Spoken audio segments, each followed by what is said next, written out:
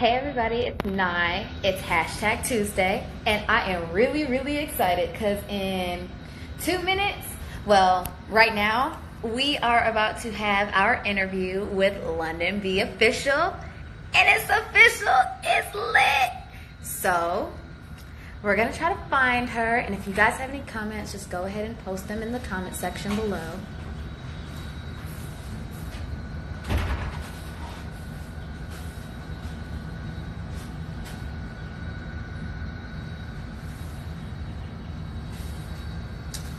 And I'm on live right now.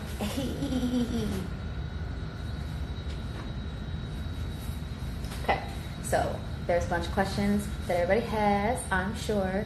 You guys post it in the comment section. I will try to keep reading it. It keeps pausing. Is it still pausing? I hope it's not still pausing. This is terrible. Please tell me if this is better. I need my lighting. Is this any better? Hopefully so. It says that my bars are going up, so you don't want to miss this. Is it still pausing, Diana? I need to do my sound check. 1 2 1 2. Okay. Good. Perfect.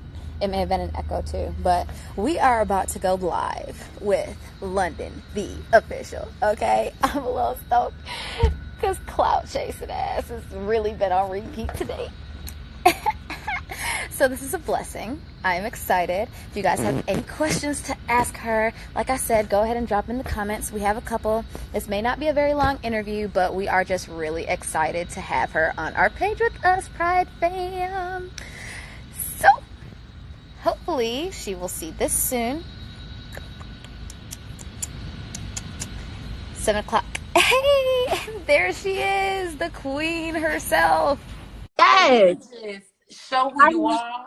I literally just did that. I'm like, let me get into some more sun since it's cloudy today. Let me find the little bit of sun I can get. That's it. That's it. It's always sunny in LA. So here they are giving me my entire life. It's only 4 o'clock here. I know it's a little later over there, so I'm gonna try to not take all y'all time. But I appreciate you guys for having me. It's no problem. We've been wanting you. I love your music, and Clout Chase Nass has been on repeat today. So Period. period. That's it. That's all they need to know. That's it. That's all they need to know. Y'all go follow it. If you haven't heard it, put it on repeat. Learn it. Know it. Breathe it. It's a mood. It is a mood. It's my goodness. It's a mood. I'm Nye. I'm so excited. I'm not gonna fangirl out on you, but your hair is really cute and stuff. Thank you. I try to keep it together, girl. This is the easiest style I could think of without having to throw the tracks in. Yep, I feel it. Okay, like listen, this is I got some struggle somebody just said change my hair. Period. Like, period. Somebody just said change my hair, girl, into what? What, a ponytail? That's all you gonna get is a ponytail. The same person saying change it may need to grow some, so we're not even gonna worry about that. You know, you got a point, because you know they ain't got no edges out here. Okay, they ain't got no edges out here. I just had a couple questions. I don't want to take up all your time, but we had some questions from our followers. With your music, like, you are really blowing up. You are using your platform to better the community and everything. How has your music been received, like men versus women? Have you noticed a difference at all? Because I like when I like the conversation we just had. And I just want to bring clarity to that, because I feel like that conversation could be taken the wrong way, but I want to bring it to a full understanding on what I say, why I say it. Now, I'm a fan. Matter of fact, I'm gonna take it to Young and May and the ones we do have out there. You have Young and May, you have Saya, and those are the two that I know of right now. We had a couple of Snoop from The Wire. You had a lot of lesbians, if you want to consider them lesbians, or just community members already out there. But the identity was they have a masculine energy, and it wasn't on purpose. It was just the perception of how you viewed them. So if I stand by Young and May, the first thing you're going to think of is we don't look alike. But mind you, we're in the same community and we're both women. So why don't we look alike? Because the perception is the identity change is either there or it's not there. Young M.A is considered a stud in our community, but again, she's still a woman. And I'm considered a femme in my community, but either way, I'm still a woman. So regardless of anything, I think the music is going to be perceived on identity and perception. And what I did was I used my identity to give a different perception to the community that I feel like identity-wise, we haven't gotten yet. So when you talk about being a femme and being a femme and being in music, you have to always make sure that when you are speaking from that standpoint of being a woman, most importantly, because that's what I love. That's of dealing with women. So I just feel like overall, like it's really just perception and how people choose to view the two, but they really not that different.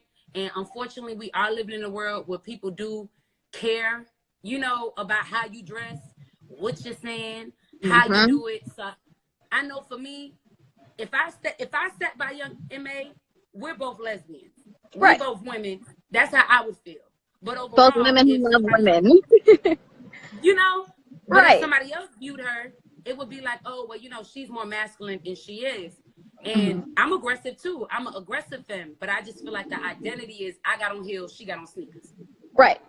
And but there's not much of a difference. So when I rap, I rap from the understanding of this what I want y'all to hear, this what I want y'all to know. Big old freak. All my dicks come with different stuff. This is what we do. I really want to talk about the nature of being gay. I don't even want to say a lesbian because I don't want to put it in a box. But let's talk about the nature of this lifestyle that I feel like people sweep under the rug. Because even on the male side, they'll hire you to do your hair. They'll hire gay people to dress them. They'll hire them to take pictures. They'll hire them to make clothes. But what they won't do is put them on the mic. You know how many gay male rappers there are? And they haven't got that shine either. So, and why do you think that is? Overall, why do you think that is, and what would you do to change that? What are you doing with your platform to change that? I think it's one of those things where first I have to open the door. I can't really say too much of what I can help because I'm a realist and I'm gonna be very real about it. If I ain't fully in the door, I can't turn around and do anything. But what I can say though is I'm supporting it. What I can say though is when I see it, I'm commenting. What I can say is when I see it and I know about it and you send me a video, I post it on my story. What I can say is all I can do is my part. So I don't want to hold on I don't want to take too much responsibility for it. But what I do want to say is as long as I'm a part of it in the community in general, I will make sure that I'm always doing my part for my community and to my community. So I don't stray away from it. I speak from it in pride, integrity, because this is somebody asked me recently, they said, how do you feel that people would, how do you feel about homophobic people viewing your music? I said, well, this is not gay shit. This is real shit. Because when a man and a woman is together, nobody gives a fuck about what they say. Right. So if I'm with another woman and you got a problem with me appreciating another queen or another woman, or maybe even your mom, you know, she's a woman too, your grandma, or all these beautiful women. If there's a problem with me appreciating a woman, where the woman is the most devalued thing I can think of, then I think that's the issue with you. But this is not gay shit. And we're not only gay. We're not just gay. So I really do. I really I try to be very light on this subject because I know this is a very sensitive subject. Yeah.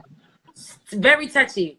And I talk about it in my music, but I don't get into the politics of it because the fact of the matter is even the politics can get nasty in our community.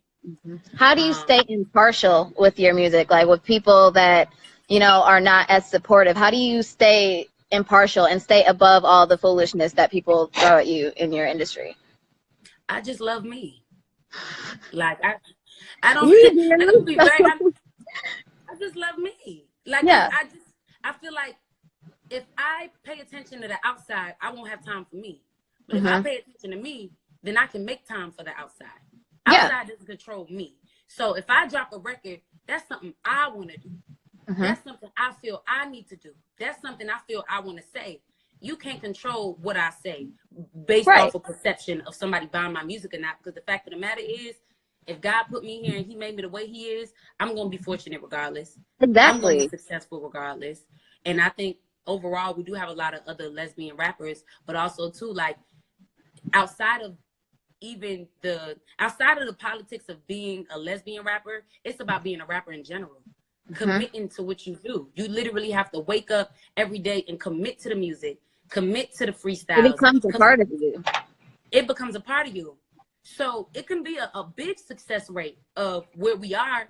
But I know one is we got to stop being afraid to talk about it, because we are living in a male-dominant industry. There are a lot of lesbian rappers, but in the male-dominated industry, they want to cater to the males.